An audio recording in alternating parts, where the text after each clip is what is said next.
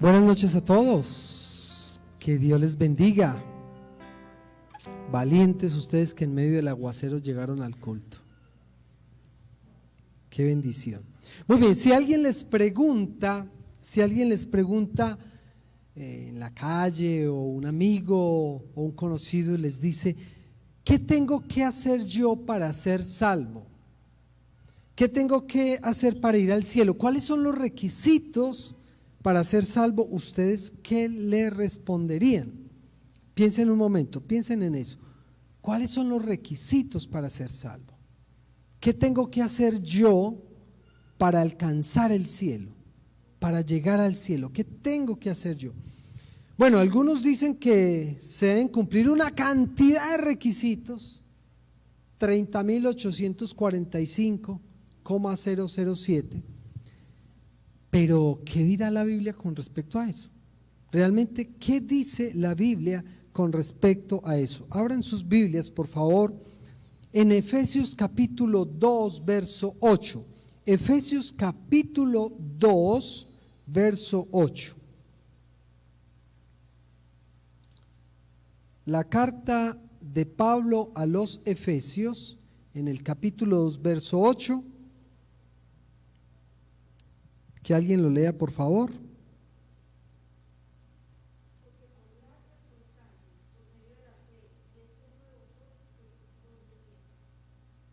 Muy bien, gracias Marta Lía. Por gracia somos salvos por medio de la fe, y esto es un don de Dios. ¿Listo? Efesios 2:8, por gracia somos salvos. Entonces, bueno, uno empieza como a racionalizar el asunto. ¿Cómo así que por gracia somos salvos? Pues miremos entonces qué dice el contexto sobre eso de que somos salvos por gracia. Recuerden que la pregunta es, ¿cuántos requisitos son necesarios para ser salvo? El texto está diciendo, por gracia somos salvos. Pero ¿qué significa eso que por gracia? ¿Qué implica? Miremos el contexto. En el versículo 4 dice,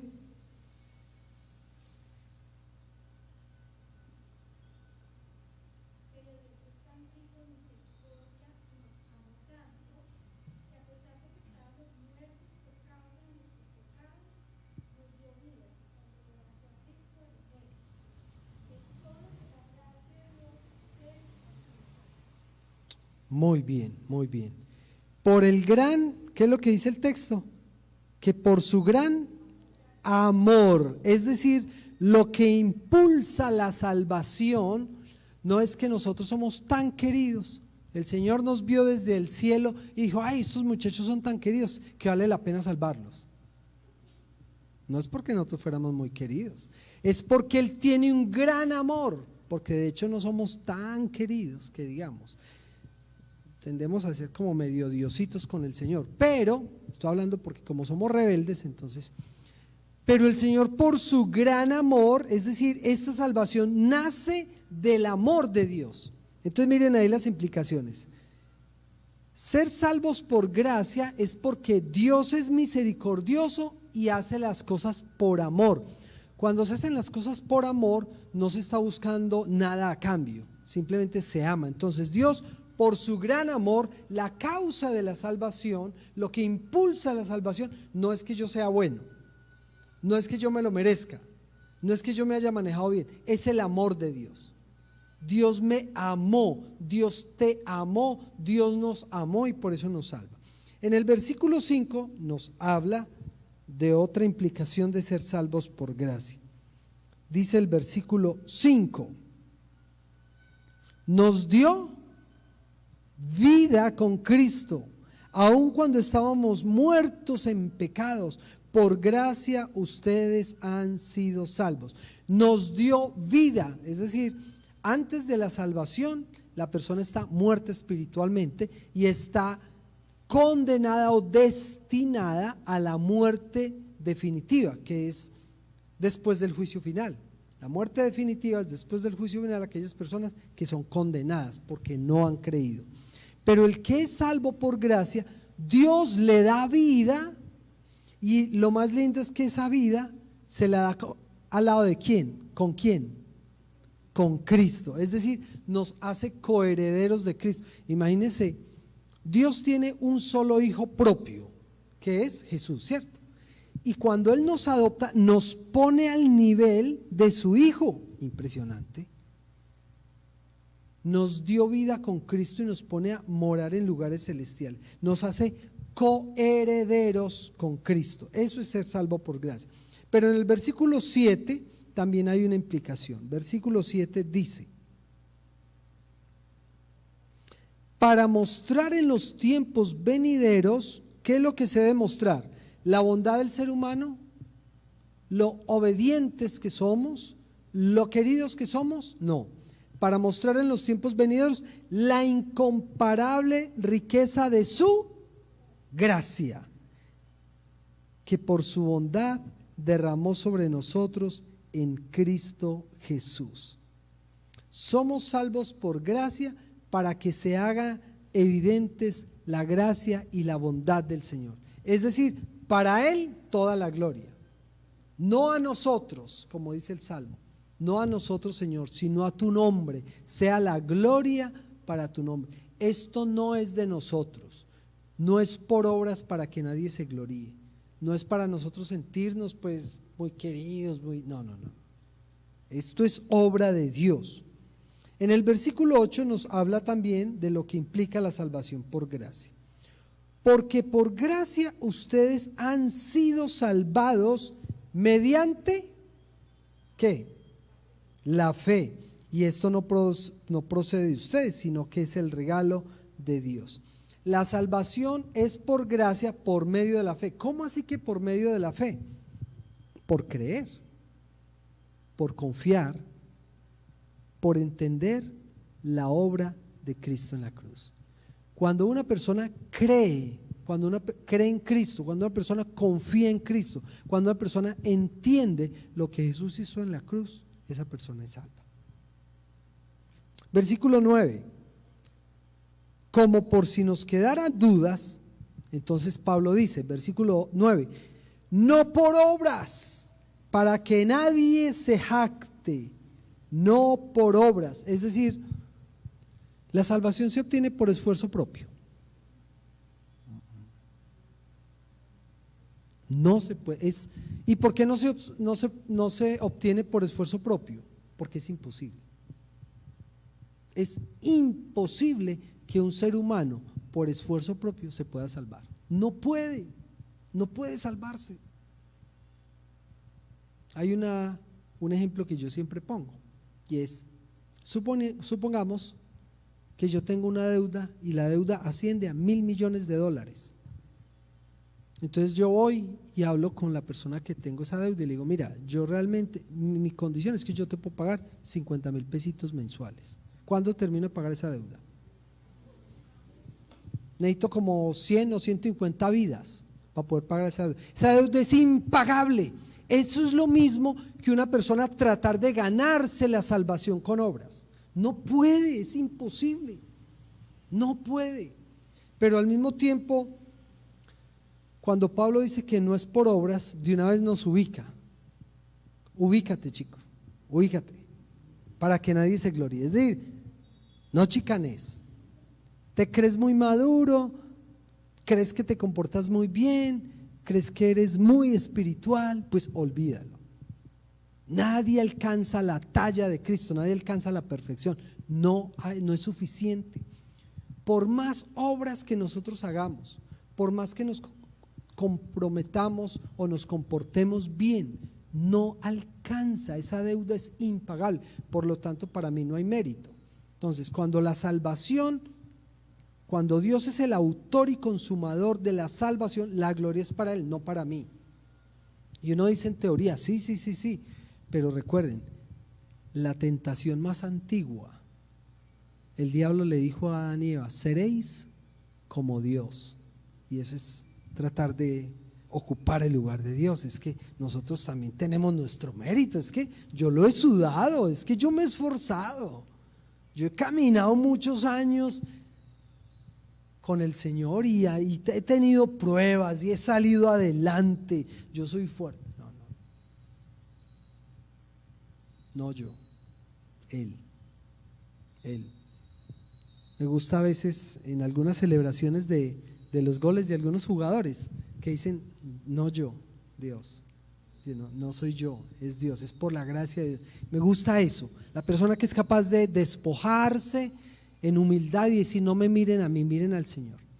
Yo no merezco ni el aplauso, yo no merezco yo no tengo mérito, es Dios. Entonces Pablo lo deja bien en claro. La salvación es por gracia, ubiquémonos, nosotros no somos los chachos del paseo, no somos los buenos, no tenemos por qué sacar pecho, es Él. A todos nos pone en la misma escala, pecadores, a todos, allá abajo, y Dios está ahí arriba. Todos nosotros ahí, pecadores todos, y Dios ahí arriba. Salvación por gracia. En el versículo 10, Pablo cierra de una manera muy interesante esta explicación. Dice, porque somos hechura de Dios, creados en Cristo para, ¿qué dice? Buenas obras, las cuales Dios dispuso de antemano a fin de que las pongamos en práctica. Muy bien, entonces alguien puede decir, barájemela más despacio. Primero Pablo dice, la salvación no es por obra, y después dice, fuimos creados para buenas obras, para que las pongamos en práctica. ¿Al fin qué? Pues, hermanos, obvio, nosotros siempre estamos enseñando que nos comportemos bien, que no debemos quebrantar las normas de Dios, que debemos hacer un esfuerzo por vivir en fidelidad, derechitos, santicos, debemos tratar de vivir. Sí, pero ¿cuál es la diferencia? Las obras no las hacemos para ser salvos. Las obras vienen como evidencia de aquel que ya es salvo. ¿Entendemos la diferencia? Porque sí hay mucha diferencia. Una cosa es yo esforzarme por vivir en santidad para ganarme el favor de Dios, estoy desconociendo la obra de Dios. Otra cosa es yo luchar por vivir en santidad en gratitud, en reconocimiento a que Él ya hizo la obra en mí. ¿Listo? ¿Debemos hacer buenas obras? Sí, pero no para ser salvos, no para ser salvos, no para comprar la salvación, no para obtener la salvación. La salvación ya fue comprada. ¿Por quién? Por Cristo. Él pagó el precio en la cruz. Miren, y cuando yo no entiendo el asunto o trato de ganarme la salvación, el mensaje que yo le estoy dando a Jesús es, mira, lo que tú hiciste en la cruz, pues lo valoro, yo lo valoro, pero ¿sabes qué? No es suficiente. Yo tengo que hacer mi propia parte, yo tengo que pagar un precio, tengo que hacer un esfuerzo y te voy a dar una ayudita. Terrible, terrible, porque lo que hizo Jesús es tan grande que es suficiente, nadie tiene que hacer nada más. No hay nada que yo pueda hacer para que Dios me ame más. Y no hay nada que yo pueda hacer para que Dios me ame menos. Él me ama por gracia. Esa es la gracia. Y si no, no tendría gracia. Esa es la gracia. Ahora definamos entonces qué es la gracia de Dios. ¿Qué es la gracia de Dios? De acuerdo a todo lo que hemos dicho. A ver, ¿quién se lanza a definir qué es la gracia de Dios? ¿Un regalo inmerecido? ¿Qué más? ¿Una expresión del amor de Dios? ¿Qué más? Les propongo esta definición. La gracia de Dios es el actuar de Dios sin mérito requerido. La gracia de Dios es el actuar de Dios sin mérito requerido. Es decir, para eso Dios no requiere mérito. Ahora, Dios en ocasiones actúa con justicia, y cuando actúa con justicia es dando a cada cual lo que se merece, ¿cierto? Un atributo no quita lo otro del Señor. Dios es un Dios de gracia, pero al mismo tiempo Dios es un Dios de justicia, y en ocasiones Él actúa con justicia, es decir, da a cada uno lo que se merece. Pero cuando se habla de gracia, Dios actúa sin pedir nada, sin requerir, sin un mérito, sin un requisito, sin nada. Dios me ama a mí inmerecidamente. El amor que Dios me tiene a mí es inmerecido. Yo no me lo gané, yo no lo luché, no fue porque yo fuera bueno, porque hice un gran esfuerzo, no. Ni la salvación el Señor me la dio a mí es porque me ama mucho, no porque yo sea bueno, porque he cumplido mandamientos. No, no, no, no, no, no. ¿Por qué es importante que recordemos esto? Recordemos que estamos en el mes de octubre, celebramos la Reforma Protestante y resulta que la Reforma Protestante se dio en un momento en que se estaba enseñando que para ser salvo habían muchos requisitos. Claro, tú tienes que creer, tú tienes que asistir a la iglesia, tienes que dar limosna, tienes que practicar los sacramentos, tienes que cumplir los mandamientos, etcétera, etcétera, etcétera, etcétera, etcétera. Y entonces Martín Lutero y los reformadores, basados en la Biblia, predicaron un principio que se llama la sola gracia. Es decir, el cristiano es salvo solo por la gracia. Así que cuando se pregunta cuántos requisitos hay para creer, para ser salvo, la respuesta es uno solo: creer, no más. Ese es el requisito. El que creyere es salvo. Pero es que no tienes que hacer nada más, tienes que creer. A veces las personas se acercan a Dios y yo tengo que cambiar en esto y tengo que hacer eso. No, no tienes que hacer eso, tienes que creer. Después de creer viene el resto. ¿Listo? No estoy diciendo que no hagamos buenas obras, atención a eso. No estoy diciendo que no cumplamos los mandatos de Dios. Lo que estoy diciendo es que esos mandatos y esas obras no son requisito, no son un prerequisito para ser salvo. Tú crees y eres salvo. Después de creer, cuando tú entiendes perfectamente la salvación, cuando el Espíritu Santo obra una regeneración en tu vida, tu tendencia y tu deseo es a cambiar. Entonces tú ya empiezas a cambiar. Dejas una vida que antes practicabas, dejas de hacer muchas cosas malas y empiezas a luchar por obedecer al Señor, en agradecimiento y en amor por habernos salvado. La salvación es iniciativa del amor de Dios. La salvación no nos la ganamos nosotros. La obra salvadora de Jesucristo es suficiente y no necesita nuestra ayuda. Eso quiere decir que no hay lugar para el mérito humano. Debemos conservar un perfil humilde. La salvación es del Señor. Él la empieza, Él la desarrolla y Él la termina. Ahí no hay lugar para el orgullo humano, no hay lugar para chicanear, no hay lugar para nada. Toda la gloria es para Él. Cuando nosotros entendemos perfectamente la gracia, estamos dándole el protagonismo a Él, diciéndole: Señor, tuya es la obra. Pero cuando nosotros desconocemos la gracia, estamos tratando de hacerlo a nuestra manera, con nuestros medios, de nuestra forma. ¿Qué tal si oramos y le damos gracias al Señor por su gracia, por su amor para con nosotros? Pastor Giovanni, diríjanos en esta oración final, por favor.